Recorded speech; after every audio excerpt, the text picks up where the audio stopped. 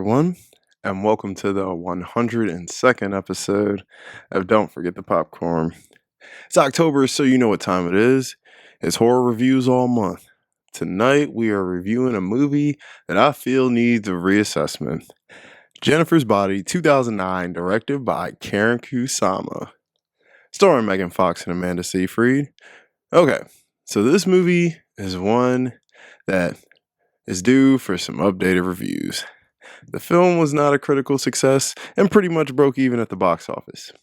But over the years, this movie has enjoyed gaining a cult following. But more people should watch this year. The thing about this movie is, it is a time capsule piece.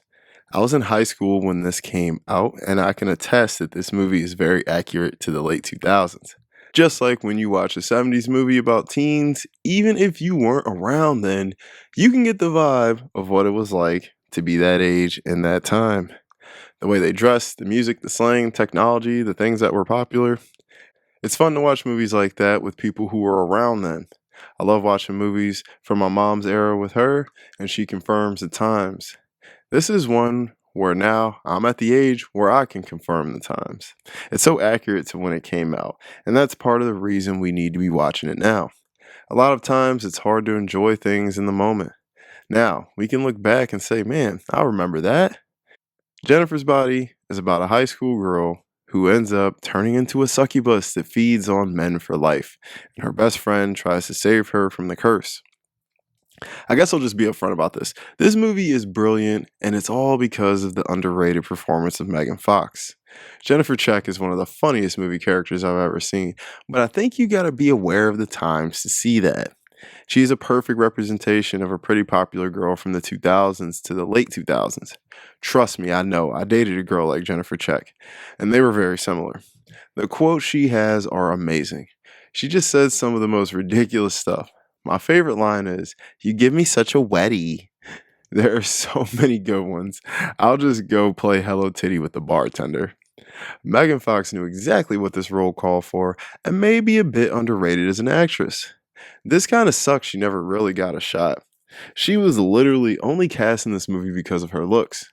I feel like directors didn't take her serious, and she spoke on this. This whole movie's marketing was based on how attractive she was, but also that whole background information is part of what makes this movie more of a classic. In this movie, she essentially is snapping back at the men who have over sexualized her by killing them. This can easily be described as a modern feminist movie. Now, you guys know I don't like to get political on this channel because it's out of my wheelhouse, but this film is definitely shows very strong dynamics of womanhood. It also shows how dumb some men are. I don't want to fully spoil this movie because if you haven't seen it, I really would like you to watch it this season. Don't let the reviews fool you. This was some of the worst marketing in recent movie history. It tested poorly with the subjects who wanted more boobs. Now, I know I've been singing Fox's praises, but don't get it twisted. This is Amanda Seyfried's movie, and I think she grew so much as a performer since Mean Girls. Her relationship with Megan in this movie is great. It's familiar. They are essentially Zach Morris and Screech Powers from Saved by the Bell. Sandbox friends who grew up, and one got the looks and popularity, and one was dorky and got the brains. Yet, no matter what, they still remain best friends, and the popular one wasn't afraid to show it to others.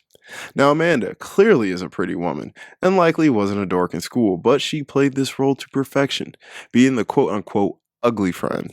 Now, I'm going to refer to them as their movie names. Megan is Jennifer Check, and Amanda is Needy. Needy's love for Jennifer is unconditional. She will do anything for her. Needy and Jennifer's relationship absolutely teeters the line of platonic and romantic. Now, it's easy to say their friendship was one-sided because let's face it, on the surface, it seemed like Needy loved Jen more than Jen loved Needy. But I don't think it's that simple. Someone who lives in the vanity that Jennifer did displays love differently. Jennifer did love Needy. She just showed it in her way. When Jen cracks a joke on her, it's out of love. When she tells her something about herself, it's out of love. And as fucked up as it may sound, that's how someone like Jennifer shows their love. And it all stems from the way they've been treated their whole lives. Now, in this situation, most would think, how and why are these two friends? But it's one of those opposites attracts dynamics. So when Jen is turned into a succubus, they both exhibit fear, but they show that in opposite ways. Don't let Jen fool you. It's scary what she's going through. The horrors of this all. Jennifer eating men for breakfast, literally. The horror is seeing this transformation ruin a young woman and a great lifelong friendship. Her being turned literally sucked the life out of Jen and everyone around her. Jen was different. This brought out the worst in her, and as a result, we see what the dangers of lust and vanity can be. But is this Jen's fault? Just like Megan Fox in real life, in this movie, Jen is constantly being told how gorgeous and amazing she is. I mean, if you've been told that all your life, how would you act? How would you treat people? Honestly, in my own opinion, I think Jen was chilling for the most part. She was very in touch with alternative life and all the way popular cheerleader. She was nice to everyone for the most part. I mean, sure, she had some attitude and was a little conceited, but if you look like Jennifer Check, you might be too. Jennifer Check is funny as fuck, man. She says some of the most idiotic things, but they are hilarious. Like I said, this movie kind of had to ride on the performance, and looking back, 15 years later, she nailed this. So did Seafried as Needy. Their chemistry was incredible, and you can see these ladies have fun making this. The direction was nailed perfectly in this.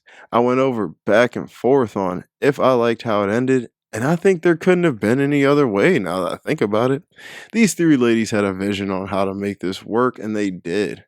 Anyone who was a teenage in the mid to late 2000s will absolutely appreciate it for at least the way it captures the time period. If this movie comes out today and was set in 2009, it likely would have did a lot better. I think this one may have been a bit ahead of its time. Now, this is a horror movie, and I haven't even said if it's scary. Well, I'll say this. It's tense at times and it keeps you on edge, but I was by no means at any point scared during this movie. But I can see it getting to some people. I don't think this movie is to necessarily scare you, but to show a friendship dynamic through a horror lens. The gore through this is pretty good. I mean, it's not going to knock your socks off, but it gets the job done. Lots of blood in this movie for you bloody fans.